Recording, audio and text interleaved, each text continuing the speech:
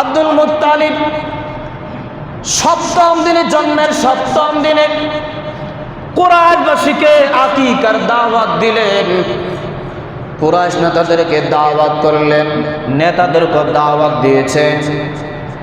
সপ্তম দিনে নাম চয়ন করলেন, নির্বাচন করলেন মুহাম্মদ। মুহাম্মদ অর্থ হলো যার প্রশংসা করা হয়। কুরাইশ নেতারা আব্দুল মুত্তালিবকে প্রশ্ন করলেন, হে আব্দুল মুত্তালিব, এমন নাম তোমার পিতৃপুরুষদের মধ্যে কেউ এমন নাম চয়ন করে নাই, নির্বাচন করে নাই, তুমি কেন এমন নাম চয়ন করলা, নির্বাচন করলা, কারণটা কি? আব্দুল মুত্তালিব বলেন, এমন নাম আমি রেখেছি যেন আমার এই নাতির প্রশংসা আকাশে এবং জমিনে করা হয়। সুবহানাল্লাহ।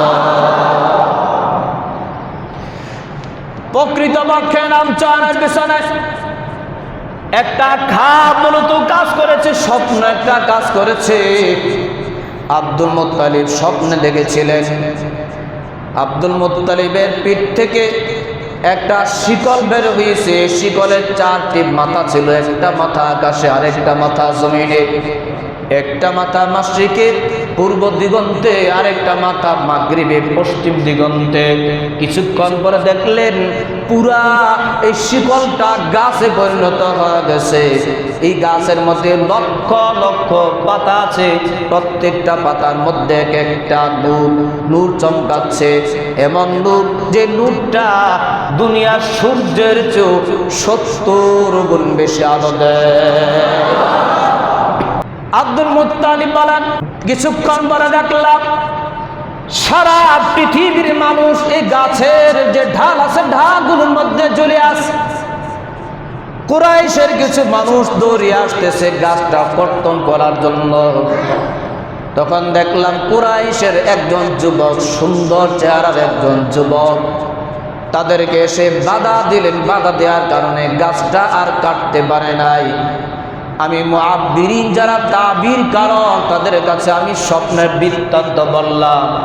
স্বপ্নের বৃত্তান্ত বলার পর যারা ব্যাখ্যাকারী তারা বললেন, এই স্বপ্নের ব্যাখ্যা হলো, তোমার বংশের মধ্যে এমন একজন সন্তানের জন্ম হবে, যেই সন্তানের প্রশংসা আকাশে আল্লাহ ফেরেশতারা করবেন, যেই সন্তানের প্রশংসা সারা পৃথিবীর মানুষ করবে, যে সন্তানের অনুসারী সারা পৃথিবীতে থাকবে।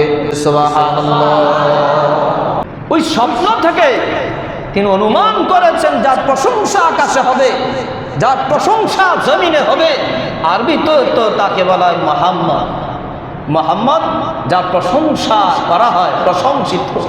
তাছাড়া রাসূলুল্লাহ সাল্লাল্লাহু আলাইহি সাল্লামের আম্মা জান আমিনা, তিনি তো স্পষ্ট সরাসরি তিনি খাবে দেখেছেন।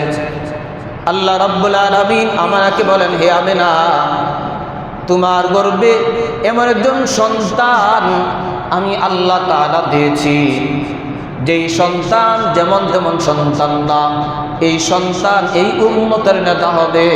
হে আমিনা, এই সন্তান যখন জন্মগ্রহণ করবে তখন তুমি তার জন্য দোয়া করবে, তাকে আমি আল্লাহর আশ্রয় দিয়ে দিবে এবং তার নাম চয়ন করবে মুহাম্মদ।